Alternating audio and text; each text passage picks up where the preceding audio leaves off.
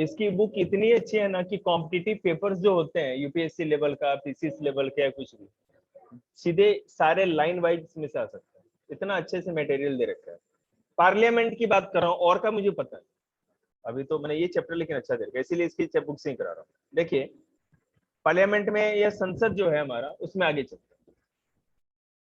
जो टेस्ट लेंगे, जिन बच्चों का एनसीईआरटी का बुक है, एनसीईआरटी का ही नोट्स उनको भेजेंगे, तुम्हारा तुम्हारे बुक से लेंगे, ठीक है? आपने कोई टेंशन की बात नहीं। मैंने आपको यह बता दिया था कि संसदीय सरकार क्या होती है या पार्लियामेंट्रियन गवर्नमेंट क्या होता है। पार्लियामेंट्रियन गवर्नमेंट उस गवर्नमेंट को कहते हैं, ठीक है, जिसमें पार्लियामेंट के पास ही सत्ता का सारा पावर होता है, पूरे रूलिंग करने का सारा पावर पार्लियामेंट के पास होता है, वही कानून बनाते हैं, ठीक है। और जो पार्लियामेंट के जो मेंबर होते हैं वही पूरे देश को चलाते हैं, देश के हेड होते हैं। वहां पंखा नहीं, मत देखो। अब क्वेश्चन ये उठता है कि भारत ने संसदीय सरकार ही क्यों चुनी? पार्लियामेंट्रियन इंडिया ने क्यों पार्लियामेंट्रियन गवर्नमेंट ही चूज किया? इंडिया के सामने जब हम आजाद हुए तो बहुत तरह की ऑप्शन थे। हम अमेरिका की तरह क्या कहते हैं दूसरा शासन भी अपना सकते थे, लेकिन हमने नहीं अपनाया। तो देखो नहीं, हमने जो भी हमने कॉन्स्टिट्यूशन बनाया, मैं आपको एक चीज और न जानकारी की बता दूं, जब हम लोग गुलाम थे अंग्रेजों की, हम लोग को कॉलोनी बना रखा था, तो 1935 में 1935 में भारत शासन अधिनियम, मतलब कि इंडियन काउंसिल एक्ट करके आता था, ठीक है, इंडियन काउंसिल एक्ट 1935 जो था, हमने पूरा का पूरा वो एक्ट, उसी से पूरा देश चलता था हमारा, उसी कानून पे पूरा का पूरा सीधे उठा करके एज इट इज कॉन्स्टिट्यूशन बनाने वालों ने रख दिया। उसके बाद अमेरिका से कोई चीज ले ली, कुछ ब्रिटेन से ले लिया। हमने पार्लियामेंट्रियन सिस्टम की जो पार्लियामेंट्रियन गवर्नमेंट या संसदीय सरकार का जो एक रूप लिया है, ये ब्रिटेन से लिया, ब्रिटेन के संविधान से हमने लिया, ये हमारा अपना बनाया हुआ कुछ नहीं। हाँ, ब्रिटेन में दुनिया में सबसे पहले पार्लियामेंट बना था, मॉडर्न पार्लियामेंट, जो पार्लियामेंट टाइप का गवर्नमेंट चलता है, ब्रिटेन में सबसे पहले। देखिए, तो एक चीज और मैं बता दूं कि इंडिया में जो हमारा भारत का संविधान बना, हमारा जो कॉन्स्टिट्यूशन बना, उसमें केवल यही चीज नहीं, पार्लियामेंट्रियन गवर्नमेंट या संसदीय सरकार ही नहीं, हमने सुप्रीम कोर्ट की को लिया कि सुप्रीम कोर्ट भारत का होगा, ये अमेरिका के संविधान से।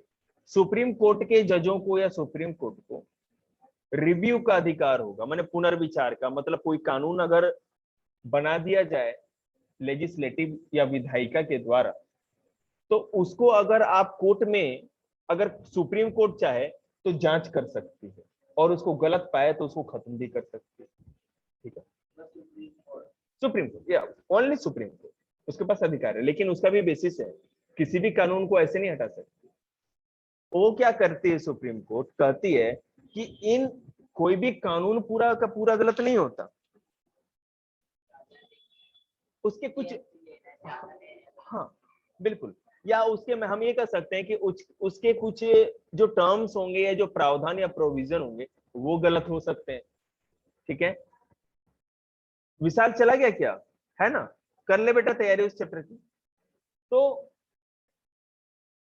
सुप्रीम कोर्ट कहेगा कि जिस चीज पे मुझे ऑब्जेक्शन है, आप उसको या तो सुधार दो, संशोधन या अमेंडमेंट कर दो, ठीक है, और नहीं तो उसको बिल्कुल गायब कर दो, खत्म कर दो, एंड कर दो। तो फिर वो कानून ऐसा कैसा रह जाएगा? अब देखो, उसके साथ साथ हम लोगों ने फंडामेंटल राइट से मौलिक अधिकार आपको बताए थे, ये हम लोगों ने इसको भी ब्रिटेन के, सॉरी, अमेरिका के संविधान से लिया है। संविधान संशोधन, जो भी कानून या हमारे कॉन्स्टिट्यूशन में 395 अनुच्छेद है, 395 आर्टिकल है, उन 395 आर्टिकल में से किसी में कुछ भी चेंज करना हो या सुधार करना हो तो हम लोग कॉन्स्टिट्यूशनल अमेंडमेंट करते हैं, मतलब संविधान का संशोधन। ये चीज साउथ अफ्रीका के संविधान से हमने लिया है।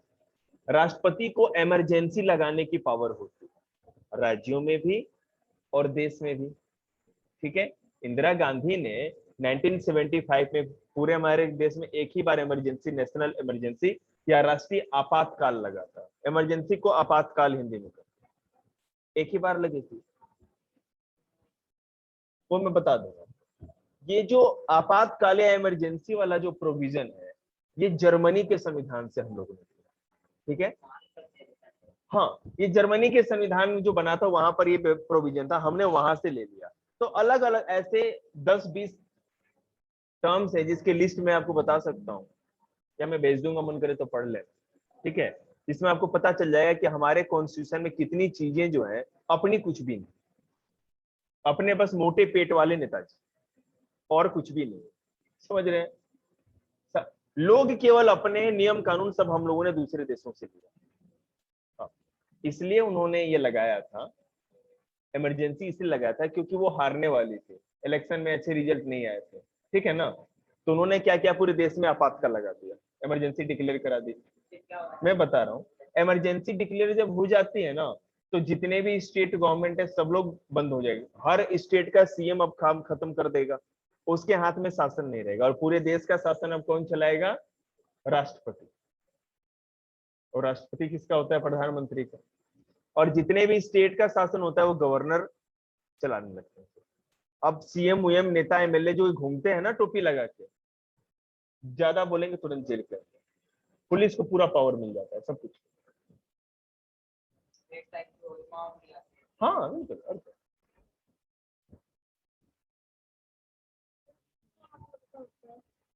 कॉन्स्टिट्यूएंट मतलब कि जिससे मिलके बना होता है, घटक। इंटरेक्ट्स मतलब एक दूसरे से संपर्क। देखिए, तो भारत ने संसदीय सरकार ही क्यों चुनी, पहले ये क्वेश्चन जो होता है। तो विधानमंडल और कार्यपालिका के बीच घनिष्ठ संबंध है, इसलिए दोनों के बीच वाद के बहुत कम अवसर है, इससे प्रशासन की कार्य क्षमता बढ़ती है। महाफालतू बुक है ये। संसदीय सरकार को अध्यक्षीय सरकार के तुलना में अधिक लचीला और लोचदार माना जाता है, क्योंकि इनमें कार्यपालिका का कोई निश्चित कार्यकाल नहीं होता। इससे एक संसदीय सरकार आसानी से बदलती परिस्थितियों को अपना सकती है। अच्छा,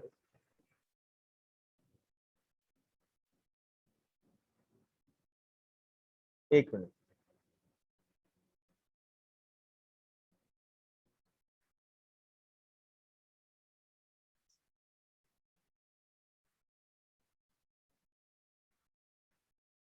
एक बार मैं जरा अंडरलाइन करूं, उसके बाद स्टार्ट करूं।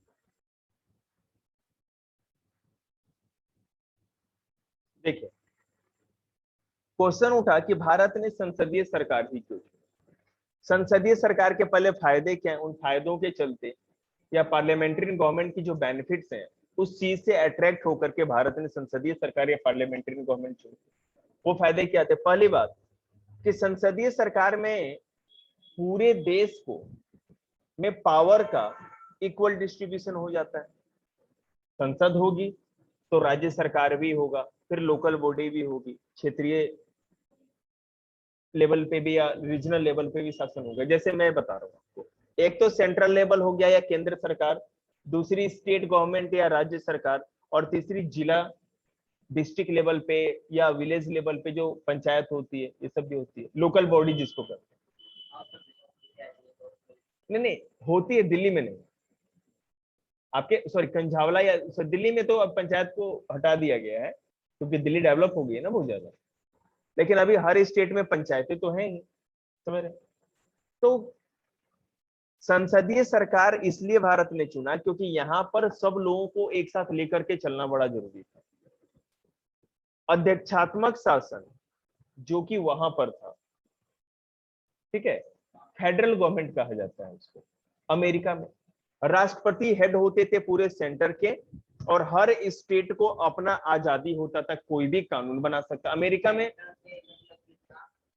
मैं बता रहा हूं, अमेरिका में सरकार जो है अध्यक्षात्मक शासन या फेडरल गवर्नमेंट में क्या होता है, और इंडिया में जो संसदीय सरकार या पार्लियामेंट्री गवर्नमेंट है, ये क्या है, इन दोनों में अंतर क्या है मैं आपको बता दूं। अमेरिका और फ्रांस जैसे देशों में जहां राष्ट्रपति हेड होते हैं उसको फेडरल गवर्नमेंट कहा जाता है या अध्यक्षात्मक सरकार, और इंडिया जैसे देश में जहां पर राष्ट्रपति केवल नाम मात्र के हेड होते हैं, रियल पावर पार्लियामेंट के जो लोग मेंबर होते हैं या जो लीडर होता है, जैसे प्राइम मिनिस्टर उसके हाथों में होता है, उसको पार्लियामेंट्री में होता है। नहीं तो वही तो मैं कह रहा हूँ ना, वहां होते ही नहीं है, और हमारे पास दोनों होते हैं, लेकिन फिर भी पावर ज्यादा किसके पास होती है? प्राइम मिनिस्टर के पास। हम लोगों ने है ना खिचड़ी सरकार बना रखी है, हम लोग फेडरल भी हैं और पार्लियामेंट्रियन भी हैं। किस तरह से? हमारे पास संसद भी है। ब्रिटेन में एक पार्लियामेंट्रियन गवर्नमेंट है, संसदीय सरकार है, वहां पर राष्ट्रपति नहीं होता, जो रियल पार्लियामेंट्रियन गवर्नमेंट है। लेकिन हमारे पास पार्लियामेंट भी है और एक राष्ट्रपति नाम का पपलू भी बैठा रखा है हमने, फालतू आदमी, कोई काम का नहीं है, नाम का कि हम लोग सबको मिल लेकर के चलते। अब अमेरिका और भारत के शासन में क्या अंतर है? वहां राष्ट्रपति कुछ मामलों का केवल हेड होता है, पूरे नेशनल सिक्योरिटी का मामला हो या नेशनल डेवलपमेंट का मामला हो, उसमें राष्ट्रपति को पूरा पावर होता है। ठीक है, हाँ प्रेसिडेंट या प्रेसिडेंट। भारत में ये जो पूरा अधिकार है, ठीक है, पहले यहां देख लीजिए। और वहां अमेरिका में जितने भी राज्य हैं, जैसे बेटा भारत में 28 राज्य है ना, पूरे 28 राज्य, हर स्टेट में एक स्टेट गवर्नमेंट है। लेकिन आपको पता है ना कि कभी भी वो सेंट्रल गवर्नमेंट से बाहर नहीं, कुछ मामलों में ही इनको अधिकार होगा। भारत में कोई ऐसा है, जैसे मैं बिहार से हूँ, कोई उत्तर प्रदेश, कोई मध्य प्रदेश से, तो अपनी अपनी सिटीजनशिप लेके आते हैं। ये देखो मेरा बिहार का पासपोर्ट, ये मेरा उत्तर प्रदेश का पासपोर्ट, नहीं दिखा सकते ना, इंडिया का पासपोर्ट है। जो भी फेडरल गवर्नमेंट होती है वहां पे डबल सिटीजनशिप या दोहरी नागरिकता होती है। एक तो फेडरल पासपोर्ट मिलेगा पूरे देश के नागरिक को, और दूसरा उसको जिस स्टेट में रहता है वहां, जो वहां की, हाँ बिल्कुल, वहां की पार्लियामेंट को, बेटा केवल अमेरिका की बात बता रहा हूं, वहां के पार्लियामेंट को कांग्रेस कहा जाता है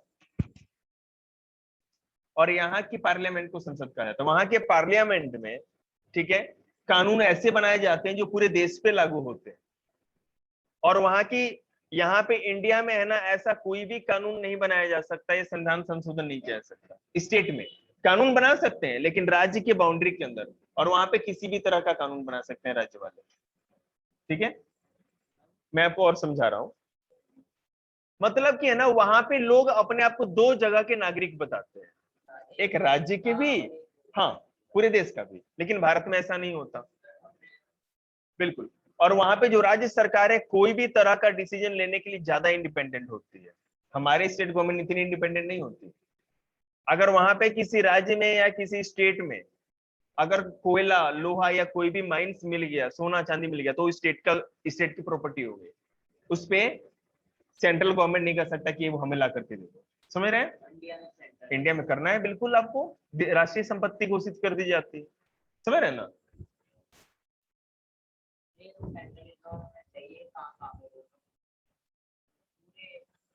हाँ सब स्टेट्स में कुछ ऐसे मामले हैं जिसमें राष्ट्रीय विकास का मामला हो, देश के विकास का, तो कुछ भी कर सकते हैं। मिनरल्स किसी स्टेट का नहीं होता, वो नेशनल होता है।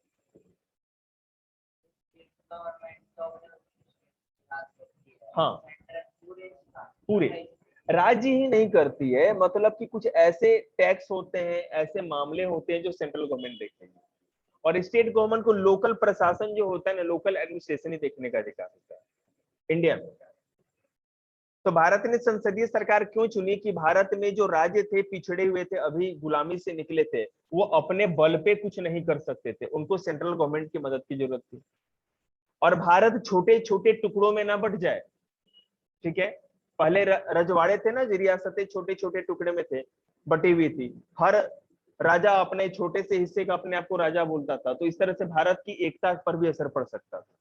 तो भारत की एकता या यूनिटी को बनाए रखने के लिए, पूरे देश के टोटल अच्छे डेवलपमेंट के लिए, ठीक है, और साथ ही साथ जो पिछड़े हुए राज्य, सभी इलाकों को एक साथ विकास का मौका, है ना, इसको कहते हैं इंटीग्रेटेड डेवलपमेंट, समन्वित विकास, जिसमें सबको लेके चला जाए, इस तरह के मौके देने के लिए ये ईमानदारी थी। उसने रिवाइज कर लिया, अब टेस्ट देगा वो, बोलना नहीं पड़ता, बच्चे इतने इंटेलिजेंट है। ठीक है, तो इसलिए हम लोगों ने संसदीय सरकार। आगे देखिए, अब चैप्टर हो गया आसान। भारतीय सरकार के 3 घटक, the 3 components of Indian government. 8 class बस ही चाह रहे हैं ना, सरदार की तबीयत ठीक नहीं है और भाई सदमे में। 3 components of Indian government, legislative मतलब की विधायिका, एग्जीक्यूटिव कार्यपालिका, और जुडिशियरी मतलब की न्यायपालिका। ये भारत सरकार के 3 घटक होते हैं ना, इंडिया में भी ऐसे हैं। अब देखो संसद की संरचना, कल मैंने समझा दिया था। द कॉम्पोजिशन और स्ट्रक्चर ऑफ आवर पार्लियामेंट क्या था, लोकसभा और Rajya Sabha, and third component of our parliament is president या राष्ट्रपति, लोकसभा और राज्यसभा, ये तीनों मिलकर के पार्लियामेंट का निर्माण करते हैं। अगर राष्ट्रपति बहुत सारे, प्रेसिडेंट 3, हाँ वो तो मैंने मेंबर ऑफ पार्लियामेंट होते हैं, वहां पे कोई भी कानून बनाना हो या डिस्कशन करना हो करते हैं। और आपने ये देखा, और थोड़ी देर और देखते ना तो आपने देखा होगा जूते चप्पल भी चलने स्टार्ट हो जाते हैं, तो लड़ाई हो जाती है। सब है ना मोटे मोटे, जैसे यहाँ बैठे हैं ना, पेट टेबल के उस तरफ चल जाए, इतने मोटे मोटे, मतलब कि क्या करते हैं मंत्री लोग, उठा भी नहीं जाएगा। लेकिन लड़ाई करने में देखो फिर उनका उनका देखना फाइटिंग स्ट्रेटजी, बुड़का भरना छोड़ करके सब काम कर सकते हैं वो, सर और सब फोड़ देंगे वो। और आपको पता है पार्लियामेंट में पुलिस नहीं जा सकती, आर्मी नहीं जा सकती, अलाउ नहीं। मास्क कहाँ है तुम्हारा, लेके आओ।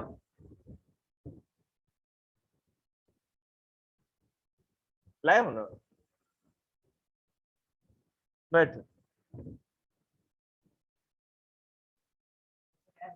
क्या है, पराठे में नाइट्रस ऑक्साइड डाल के खाया था क्या, लाफिंग गैस?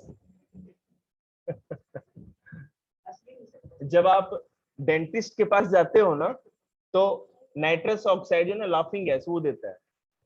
अब हंसेगा तो आदमी क्या करेगा, मुंह खुलेगा ना, और मुंह खुलेगा तब तक डेंटिस्ट अपना काम कर जाएगा, दांत आपके बाहर कर देगा, है ना। तो लाफिंग गैस देते हैं। अब जैसा कि मैंने आपको कल बता दिया था कि गलत बुक, 552 टोटल मेंबर होते हैं, 550 इसमें लिख रखा है। मैंने बोला नहीं बुक खराब है। अभी फिर मैंने बात चेंज भी की ना, बुक अब देख रहा हूँ ना अच्छे से। तो 543 सदस्य अभी लोकसभा से चुने जाते हैं और 250 लोग कहां से चुने जाते हैं, राज्यसभा से। अब अगर कोई लोकसभा का सदस्य बनना चाहे, नहीं 250 तो वहां पर होगा ना राज्यसभा में, और पेपर में आप 552 करके आइएगा, कोई काट नहीं सकता, काटेगा ना तो मेरे के लोग के लिए चला, मैं बुड़का भर के आऊंगा मास्टर। कैसे यार, गलत कैसे पढ़ा देंगे बच्चों को। एनसीईआरटी की जो बुक है ना वो कभी गलत नहीं लिखी, एनसीईआरटी की बुक के हिसाब से चलेंगे।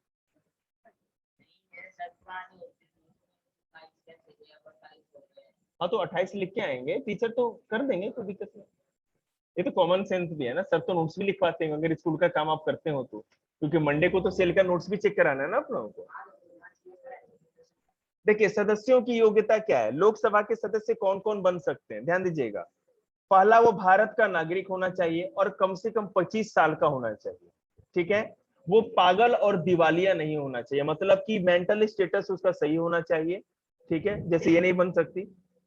और दिवालिया मतलब कि वो एकदम बिल्कुल भिखारी नहीं होना चाहिए, पता है क्यों, उसके पास जमानत भरने के पैसे होने चाहिए। जैसे आप नॉमिनेशन या नामांकन करते हैं एमपी या एमपी के लिए, तो आपको 10,000 या 15,000 जो भी होता है वो पैसे सिक्योरिटी मनी रखनी पड़ती है। अगर आपको एक लिमिट होता है, उससे भी कम वोट मिले तो आपकी जमानत राशि भी जब्त हो जाएगी, जब्त हो जाएगी मतलब सरकार के खजाने में चली जाएगी, ठीक है ना। आगे, वो क्रिमिनल नहीं होना चाहिए, तुम नहीं बन सकती। पढ़ते समय जो हंस रहा है वो क्राइम ही तो कर रहा है। अब ये है ना, स्टेपलर फेंक के मारूंगा, तेरे को तो पता ही है अब इधर क्या हो, ठीक है। वो अपराधी नहीं होना चाहिए, मतलब अपराधी का मतलब है किसी भी क्राइम में उसको 2 साल की जेल नहीं हुई होनी चाहिए, या तो जेल काट के नहीं आया हो, और या जेल में ना हो, या ऐसा क्राइम ना किया हो जिससे उसको जेल हो रहा हो। ऐसा आदमी कभी भी एमपी नहीं बन सकता है। ध्यान दे देना दिलीप, अगर आगे बनना है तुम्हें तो, प्रधानमंत्री बनना है तो उसे किसी भी सरकारी या लाभ, एमपी, एमपी लोगों में से एक आदमी, एक एमपी को प्रधानमंत्री चुन लिया जाता है, सिंपल। नहीं था तो जरूर बेटे, आपने देखा नहीं। हाँ, मोदी जी पहले राज्य के मुख्यमंत्री थे, एमएलए थे। अब ये इस, हाँ, गुजरात के सीएम थे पहले मोदी। अब ये भारत के जब एमपी में लोकसभा के इलेक्शन में खड़े हो गए और एमपी में चुने गए, तो फिर सब लोगों ने सपोर्ट किया, तो प्रधानमंत्री बने। सरकारी या लाभ का पद, गप ना करिए बेटे, खतरे में पड़ जाएगी।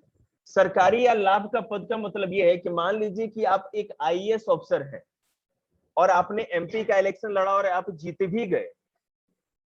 अब ऐसा नहीं होगा कि इधर आकर के आईएएस का काम भी कर लिए और वहां पर एमपी ही बन गए, तो एमपी की भी सैलरी उठाओ और आईएएस की भी, ऐसा नहीं कर सकते। मान लो आप किसी स्टेट के एमएलए हैं, विधायक हैं, और आपने क्या किया कि एमपी वाला नॉमिनेशन भर दिया और एमपी भी जीत गए, एमपी भी बन गए, सांसद भी बन गए, तो या तो आप एमएलए रह सकते हो और नहीं तो एमपी रह सकते हो, दोनों नहीं रह सकते। ठीक है, इस बात को याद रखिए। और सबसे बड़ी बात उसका, इस देश के जो देश का जो वोटर लिस्ट है, मतदाता सूची, उसमें नाम भी होना चाहिए, तो वही लोग क्या बन सकते हैं इस देश के। आप इस देश के नागरिक हो ना, जिससे वोटर आईडी बनती है ना आपकी, वो बनी होनी चाहिए आपकी। अब राज्यसभा का अगर देखें तो 250 टोटल इसमें मेंबर होते हैं, और 250 में से 238 ही, 238 ही चुने जाते हैं। 12 लोग जो होते हैं उसको प्रेसिडेंट चुनता है। मैंने आप लोगों को बता दिया था ये वाला, तो इसको है ना 242 मत कर देना, 262 मत कर देना, 250 के अंदर ही 12 है। ठीक है, ओके।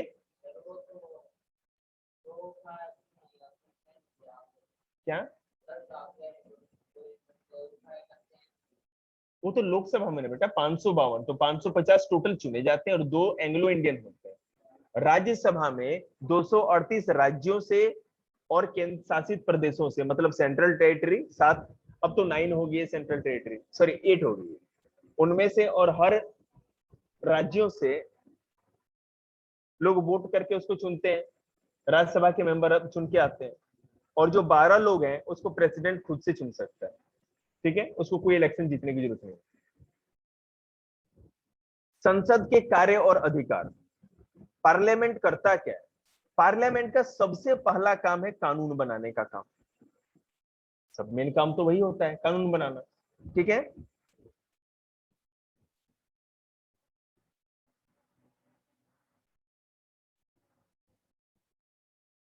देखो अब कानून कैसा कैसा कानून होता है। संशोधन का अधिकार, ठीक है।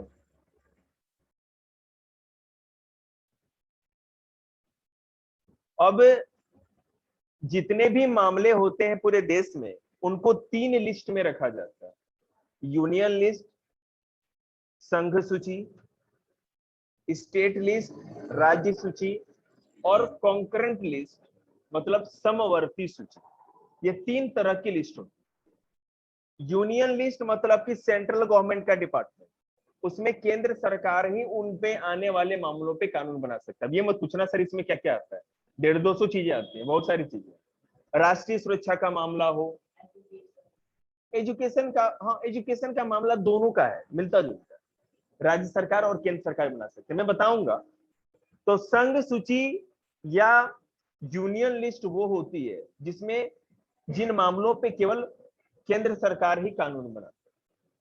ठीक है, सेंट्रल गवर्नमेंट, सेंट्रल गवर्नमेंट या यूनियन गवर्नमेंट सेम ही। स्टेट गवर्नमेंट जिन मामलों पे कानून बना सकती है वो यूनियन लिस्ट, स्टेट लिस्ट में आता है। और कॉन्करेंट लिस्ट ऐसे मामले होते हैं जिसमें सेंट्रल गवर्नमेंट और स्टेट गवर्नमेंट दोनों कानून बना सकते हैं। लेकिन एक बात ध्यान रखिएगा, अगर एक ही मामले पे केंद्र सरकार ने भी एजुकेशन पे कोई कानून बना दिया हो मान लो, और सेंट्रल गवर्नमेंट ने भी, सेंट्रल गवर्नमेंट और स्टेट गवर्नमेंट मतलब कि राज्य सरकार और केंद्र सरकार दोनों ने कानून बना दिया है, और मामला हो कि भाई कौन सा बड़ा कानून या किसको माना जाए, तो हमेशा केंद्र सरकार के कानून को या सेंट्रल गवर्नमेंट के कानून को ही माना जाएगा। अगर सेंट्रल गवर्नमेंट ने बना दिया कि 14 साल से कम उम्र के सभी बच्चों को फ्री एंड कंपलसरी, मतलब मुफ्त और अनिवार्य शिक्षा दी जाएगी, और राज्य सरकार, किसी राज्य, हरियाणा राज्य सरकार ने बना दिया कि नहीं 8 साल तक या 10 साल तक के बच्चों को फ्री एजुकेशन दिया जाएगा, तो केंद्र सरकार का माना जाएगा। उस स्टेट में भी 14 साल के सब बच्चों को फ्री एजुकेशन। समझ में आई बात आप लोग?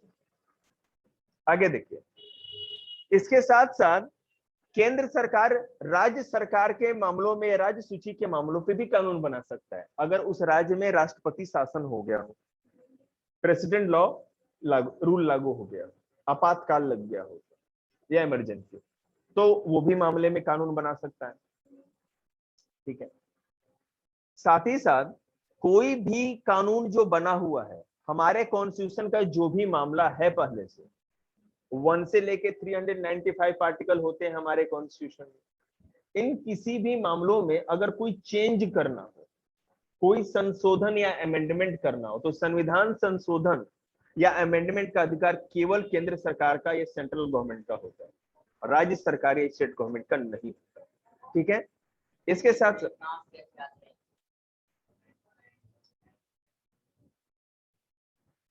आपको जो मैं पढ़ा रहा हूं ना पॉलिटी, आगे जैसे आप एसएसटी आगे बढ़ते जाओगे, तो ये जब आप पढ़ोगे ना तो सबसे मजेदार भी है। मैं आपको बताता हूँ, ज्योग्राफी तो चक्कर में ही मत रहना कि मजेदार है। ज्योग्राफी के 20 से 22 पार्ट हैं, आगे जाके पढ़े आप, एजुकेशन में जाएं तो इसका कोई लिमिट नहीं है ज्योग्राफी का। पॉलिटी में कोई नाटक नहीं है, आराम से हो जाता है, तुरंत हो जाता है। और हिस्ट्री पढ़ने ही स्टार्ट करेंगे ना तो पढ़ते पढ़ते उम्र निकल जाएगी। समझ रहे ना? पॉलिटी आसान है, अब देखना कितना जल्दी आपका हो जाएगा। लॉ में इंटरेस्ट है आपका? किस चीज में इंटरेस्ट है? यूपीएससी? अच्छा, मैं समझ गया, साइंस फील्ड में, आईआईटी में। बच गए तो 10वीं तक केवल झेलो, उसके बाद नॉन मेडिकल ले लेना, फिर आराम से करना। मैथ और साइंस पे ज्यादा फोकस है। देखिए, तब तो तुमको सबसे पहले इन बच्चियों से पहले भी तुम्हें आरडी से सिंह या आरडी शर्मा तो करना ही चाहिए। चलो, अच्छा आपने बताया, अब आरडी सिंह से कल से आप करें। फंस गया। अब देखिए,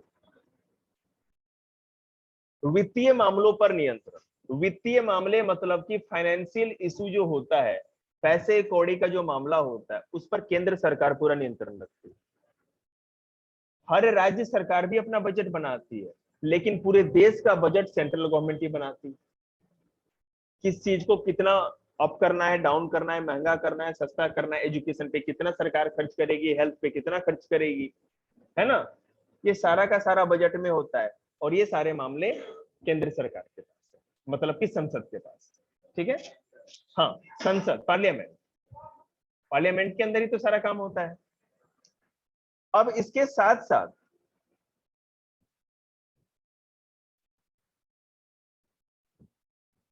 जो पार्लियामेंट होती है वो क्या क्या कर सकती है, मैं आपको बता दूं।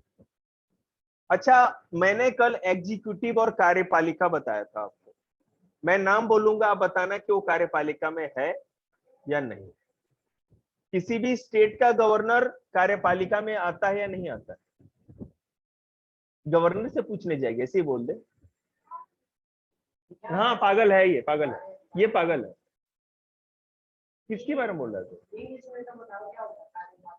एग्जीक्यूटिव। हाँ, नहीं मैं बोलूंगा एग्जीक्यूटिव, क्यों नहीं, लेकिन जिससे पूछ रहा हूं वही आंसर देगी। घर से पढ़ के आइए, और इसीलिए वीडियो बनाते हैं ताकि जाकर के एक बार देखिए, थोड़ा उसको समझने की कोशिश करिए। चलिए देखिए, कार्यपालिका या सरकार पर नियंत्रण भी पार्लियामेंट रखता है। अब देखो, मैं जो समझा रहा हूं समझिएगा अच्छी तरह से, नहीं समझ में आया तो अभी पूछ लीजिए। कार्यपालिका मतलब एग्जीक्यूटिव, जो कानून को लागू करवाता है, इतना दिमाग में क्लियर रखिएगा। विधायिका या लेजिस्लेटिव, जो कानून बनाते हैं, और वो केवल संसद में बनता है। मेंबर ऑफ पार्लियामेंट, एमपी, या जिनको सांसद कहते हैं, वही कानून बनाते हैं। अब बेटा, आईएएस और आईपीएस ऑफिसर जाकर के या कोई सुप्रीम कोर्ट का जज जाकर के कानून बनाने में कोई भी रोल नहीं लेता। पार्लियामेंट में कानून बनता है, और कानून वही लोग बनाते हैं, वही लोग मदद कर सकते हैं कानून बनाने में जो उस पार्लियामेंट के मेंबर हैं। और मेंबर ऑफ पार्लियामेंट मतलब एमपी, वो कौन होते हैं? सांसद लोग। ठीक है, आगे देखो, तो कार्यपालिका पर नियंत्रण कैसे रखता है, ये देखिए। ये तरह तरह के कानून बना करके ऐसे कानून बनाए जाते हैं ताकि कार्यपालिका अपनी मनमानी ना करे। ठीक है, कार्यपालिका में गवर्नर भी आता है, आपका प्रधानमंत्री भी आता है, मिनिस्टर भी आते हैं, जो कैबिनेट सरकार जो चलती है वो भी है, केंद्र सरकार एग्जीक्यूटिव या कार्यपालिका का हिस्सा है। एग्जीक्यूटिव कोई नहीं, इसलिए मैं दोनों बोलता हूँ ना, उनको एग्जीक्यूटिव ना समझ में आए तो आपके लिए तो एग्जीक्यूटिव बोला मैंने। एग्जीक्यूटिव या कार्यपालिका में पूरा सेंट्रल गवर्नमेंट है। ठीक है, राष्ट्रपति भी एग्जीक्यूटिव है, गवर्नर भी एग्जीक्यूटिव है ना। पार्लियामेंट में, ठीक है, अगर मेंबर ऑफ पार्लियामेंट चाहे सब लोग अगर वोट दे दें तो एक रेजोल्यूशन या प्रस्ताव लेकर के आया जाता है कि यह राष्ट्रपति करप्ट है या भ्रष्टाचार में फंसा हुआ है या सही आदमी नहीं है, पक्ष लेते हैं। ओके, ठीक है, जा सकते हो। इसको इसके पोस्ट से हटाया जाना चाहिए। तो इम्पीचमेंट मोशन या महाभियोग प्रस्ताव लाया जाता है, और वो कौन लेके आते हैं? एमपी लोग। 2/3 जितने भी टोटल मेंबर हैं लोकसभा और राज्यसभा के, उसके 2/3 मेंबर जब वोट कर दें और ये पास हो जाए, वोटिंग हो जाए, राष्ट्रपति हट जाएगा। 2/3 नहीं होंगे तो नहीं राष्ट्रपति हटेगा, पूरी वोटिंग होनी चाहिए। पहली बात, अगर मान लो सरकार अभी बनिए, मोदी सरकार है, जितने भी अपोजिशन के लीडर हैं वे सारे जो एमपी हैं, मोदी सरकार के अंदर वाले भी और बाहर वाले भी, अगर उन लोगों ने एक मत होकर के एक प्रपोजल या प्रस्ताव लेकर के आ गए, जिसको हिंदी में अविश्वास प्रस्ताव और इंग्लिश में नो कॉन्फिडेंस मोशन कहा जाता है।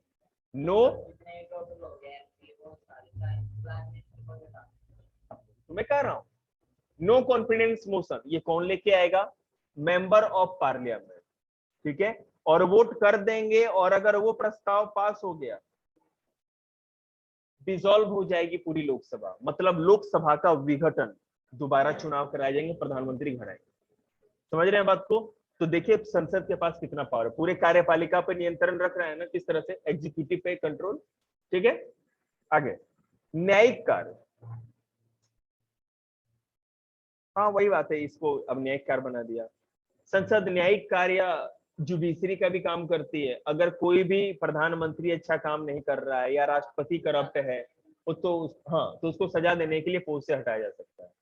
अगर अभी प्रेसिडेंट यहाँ आते हैं, मेरे खोपड़ी पे गोली मार के चले जाते हैं, मुझे जान से मार देते हैं, तो दुनिया की, इंडिया की कोई भी पुलिस, ठीक है, जा सकता है। तो इंडिया की अभी दादी आएगी, मम्मी अकेले जाओगे? अकेले जाओ, तो पुलिस अरेस्ट नहीं कर सकती। बता रहे हैं, सुन तो लो, प्रोटोकॉल होता है। क्योंकि अगर गोली मार दी गई है, वो चीज कोर्ट में प्रूफ भी तो होनी चाहिए, तभी तो सजा मिलेगी। तो सबसे पहले क्या किया जाएगा, उस राष्ट्रपति के खिलाफ इम्पीचमेंट मोशन पार्लियामेंट में लाया जाएगा, महाभियोग प्रस्ताव, उसको प्रेसिडेंट के पद से हटाया जाएगा, और जिस दिन इम्पीचमेंट मोशन पास हो गया, प्रेसिडेंट के पोस्ट से हट गया, तो वो हमारे आपकी तरह आम आदमी हो गया, और उसके बाद फिर उस पर चार्जशीट लगेगी या एफआईआर लगेगा, और तब जाकर के वो अरेस्ट हो सकता है। हाँ, गवर्नर का भी ऐसा ही हिसाब किताब है, समझे? तो ये भी कंट्रोल, न्यायिक काम तो है ना पार्लियामेंट का। चुनाव का कार्य, राष्ट्रपति को चुनना हो, राज्य उपराष्ट्रपति को चुनना हो, सॉरी प्रेसिडेंट या वाइस प्रेसिडेंट, इसका जो इलेक्शन होता है, और लोकसभा और राज्यसभा के जो मेंबर होते हैं, संसद के या पार्लियामेंट के जो मेंबर होते हैं, एमपी लोग, वही करते हैं।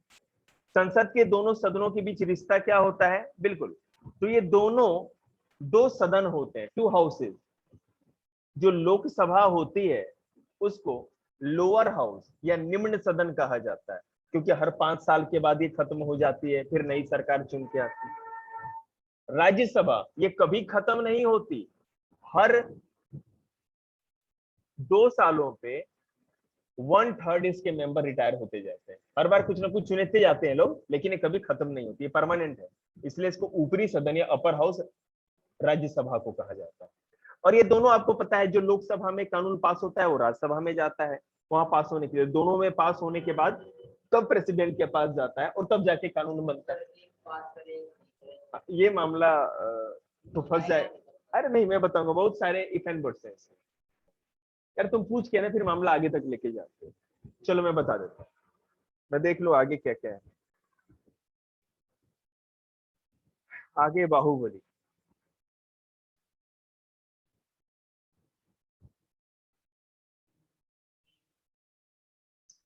एक क्लास इसके लिए और देनी पड़ेगी, ठीक है ना। चलो तुमने पूछ दिया, तुम्हारे डाउट्स को पहले खत्म कर दो। मयंक ने पूछा कि अगर मान लीजिए कि लोकसभा से कोई कानून पास हो गया, कानून अलग अलग तरह के होते हैं, मनी बिल या धन विधेयक, ठीक है, फाइनेंस बिल या वित्त विधेयक। कानून को विधेयक या बिल कहा जाता है, क्योंकि लॉ तब बनता है जब वो पास हो जाए। पहले तो एक बिल के रूप में ही आता है। और तीसरा होता है ऑर्डिनरी बिल या साधारण विधेयक, सामान्य विधेयक। अगर कभी साधारण विधेयक की बात हो, ऐसा कानून जो ऑर्डिनरी बिल में आता है, साधारण विधेयक में आता है, तो लोकसभा पास करे, कहीं पर भी लेके आ सकते हैं, कोई जरूरी नहीं कि पहले लोकसभा में। हो सकता है मान लो सभी को फ्री एंड कंपलसरी, मतलब मुफ्त और अनिवार्य शिक्षा प्रदान करनी, ठीक है। ये कानून राज्यसभा के लोगों ने लेकर के आगे, मेंबर लोगों ने, कि ये कानून होना चाहिए, उन लोगों ने सबने मिलकर वोट करके पास कर दिया, लोकसभा को भेजा, ठीक है। लोकसभा क्या क्या कर सकता है वो बता, या राज्य लोकसभा में ही ये कानून पहले पास हो गई थी, उसने राज्यसभा को भेजा, ठीक है। तो जब भी किसी दूसरे हाउस में वो भेजा जाता है, तो वो या तो उसको मान ले, वोट करके उसको पास कर दे, या दोबारा दूसरे हाउस को लौटा दे कि नहीं नहीं, आपने ये जो कानून पास करके भेजा है इसमें कुछ प्रॉब्लम है, ठीक है, इसमें ये अमेंडमेंट चाहिए, कुछ मुझे चेंज चाहिए, तब मैं इसको मानूंगा, लौट के जाएगा। तो अगर दोबारा लौटा करके भेजा जाता है तो तीनों बिल में अलग अलग अंतर हो जाता है। अगर ऑर्डिनरी बिल है, ऑर्डिनरी बिल है, तो उसको दोबारा फिर संशोधन करके भेजना पड़ेगा, दोनों से पास होना जरूरी है। लेकिन अगर धन विधेयक या मनी बिल है, तो ये सबसे पहले लोकसभा में आता है और राज्यसभा के पास भेजा जाएगा। अगर 14 दिनों के अंदर किसी मनी बिल को राज्यसभा वोट करके या पास करके लोकसभा को ना लौटाए, या 14 दिनों तक कुछ बिना कुछ किए भी छोड़ दे, तो माना जाएगा कि वो पास हो गया।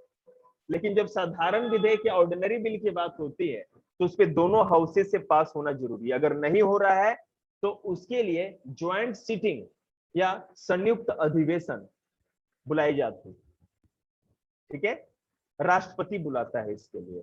और एक ही साथ लोकसभा और राज्यसभा दोनों के सब मेंबरों को एक साथ बैठाया जाता है और फिर यह प्रस्ताव सामने रखा जाता है।